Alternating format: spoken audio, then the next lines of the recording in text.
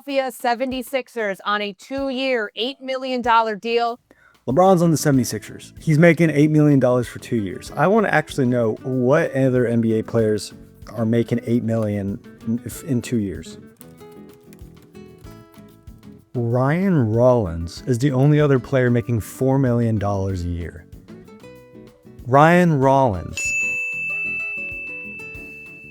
Finals myself, and that's like practicing championship habits every day, but trusting the process more than anything. He dropped a trailer for us. Maybe he just was saying some buzzwords and hoping maybe if he does go to the 76ers, he can be like, see, I told y'all. It's weird in my brain because the 76ers, like their team is so fresh in my brain that it's hard to place that. It's hard to tell where they're going to be. They got some young players. They just traded Paul George for Jaylen Brown.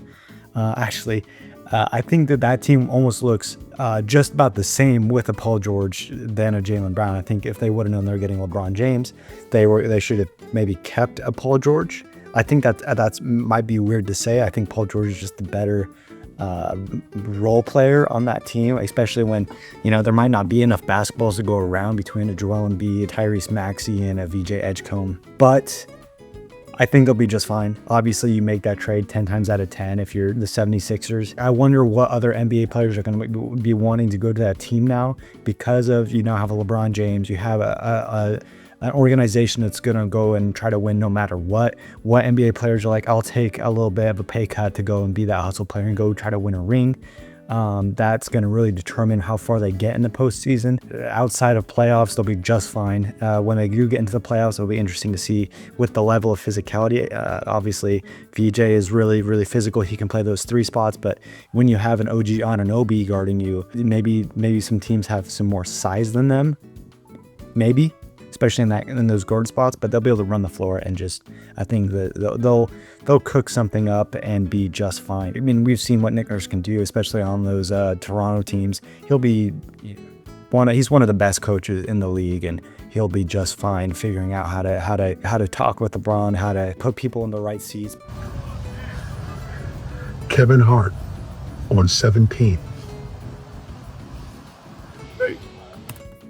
Anyway, yeah, Kevin Hart did play golf with LeBron James, and that was something that stuck in my mind, just knowing Kevin Hart is a 76ers fanatic. We'll see how much LeBron actually does for the culture of the 76ers. 76ers fans are insane, by the way.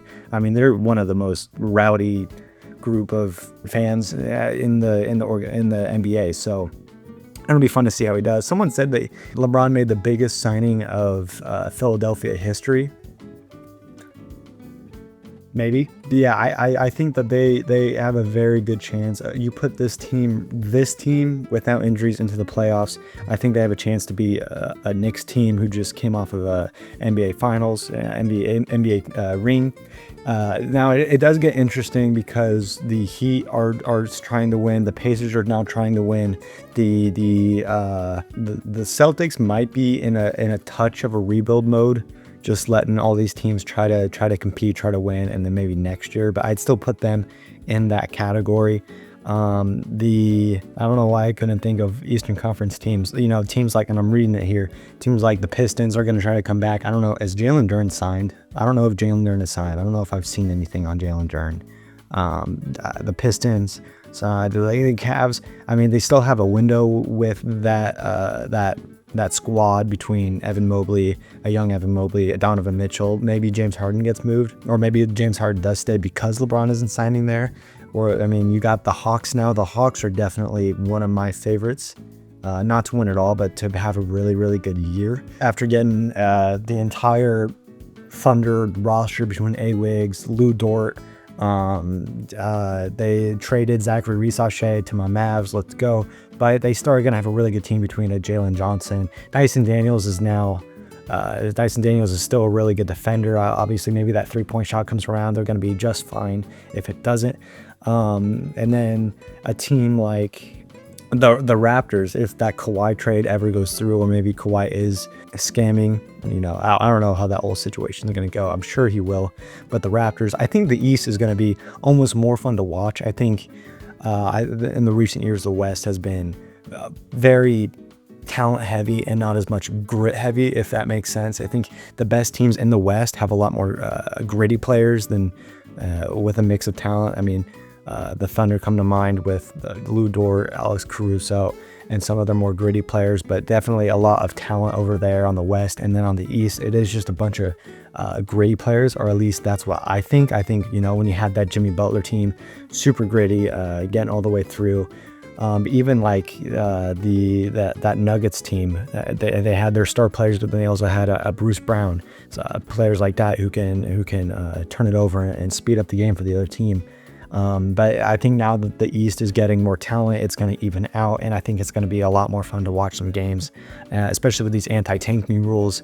It'll be interesting. It'll be interesting to see how these games are played. One thing I've been thinking about a lot is with all these people getting cut on teams and even going to summer league and seeing a lot of these young talent, it'll be fun to see when 2 extra teams are added to the league between, I think it's Vegas and another team that I'm not quite sure on right yet. It'll be fun to see how those teams develop, how those teams draft, what their mindset is, and just having 2 full rosters of really good NBA players. I've considered, you know, when that team gets made, just being a fan. It would be so cool to be a fan of an organization that is brand new. You know, I don't think we've ever I've never had that in my lifetime, and so it'd be really fun to do. But yeah, LeBron to the 76ers, a little bit of a tangent. LeBron to the 76ers. I think if you put a LeBron on a Cavs team, he does elevate them. You put him on the Warriors team, it would be really cool for like a documentary, I guess. But you know, put LeBron on a 76ers team, and he elevates their floor by so much. Just needing someone to pass the rock, get 7 assists a game.